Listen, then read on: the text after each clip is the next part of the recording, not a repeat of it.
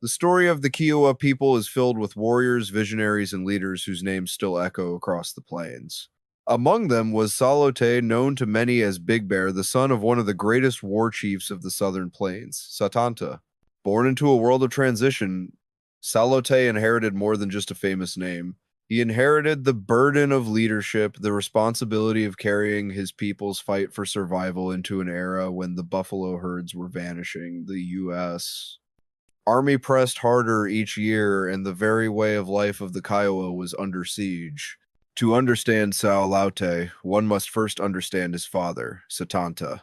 Satanta, called the Orator of the Plains, was renowned for his fiery speeches and his ferocity in battle.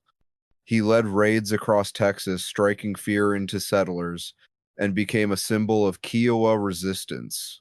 But he also lived in a time when treaties were broken as quickly as they were signed, and the constant push of white settlers left little room for peace. Satanta's defiance eventually led to tragedy. Arrested and imprisoned, he took his own life in 1878 while confined in the Texas penitentiary. For the Kiowa, his death was more than the loss of a leader, it was the silencing of a voice that had carried their struggle.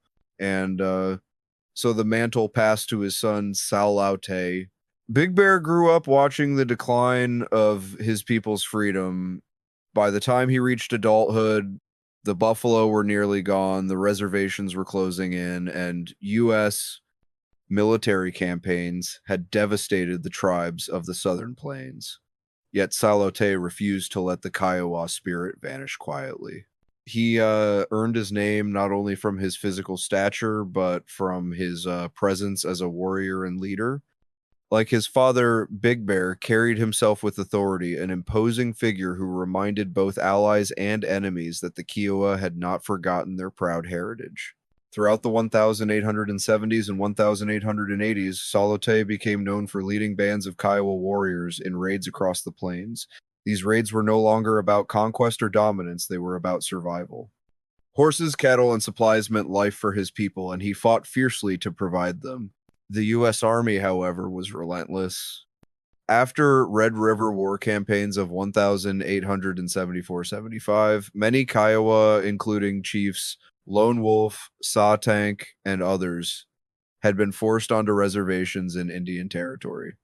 Tsaulautè stood among those who tried to keep Kiowa resistance alive, clinging to the traditions of his father's era. But the frontier had changed. By the 1880s, the buffalo were gone, replaced by barbed wire and railroads. Reservation agents enforced strict rules, rations dwindled, and Kiowa families faced starvation. For Big Bear, these were bitter times, times when leadership meant balancing the rage of warriors with the cold realities of survival under the eye of the U.S. government. Tsaulautè was more than just a fighter, he was also a keeper of memory. Those who knew him said he often spoke of Satanta, invoking his father's name as a reminder of what the Kiowa once were and what they must never forget. In council lodges, he urged younger men not to surrender their identity, even as reservation life pressed them to abandon it.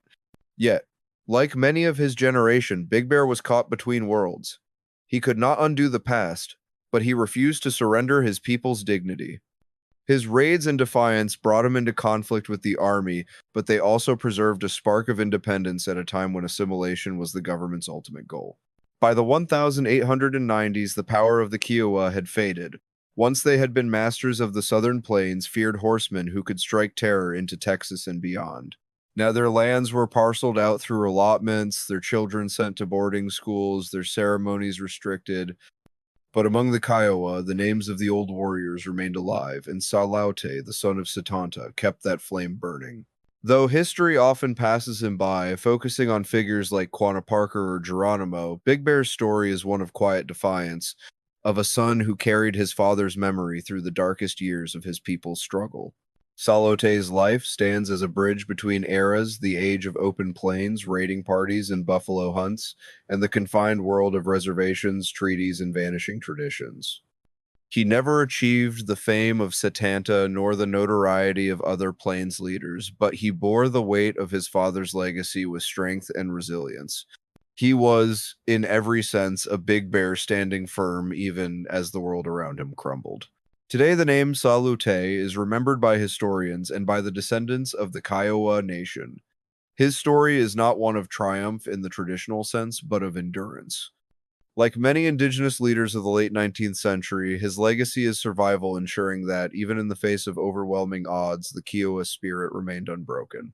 The son of Satanta, the orator of the plains, Tsaulautè Big Bear, stood as a reminder that history is not only made by those whose names fill the pages of books, but also by those who quietly carried the weight of their people, refusing to let their story end.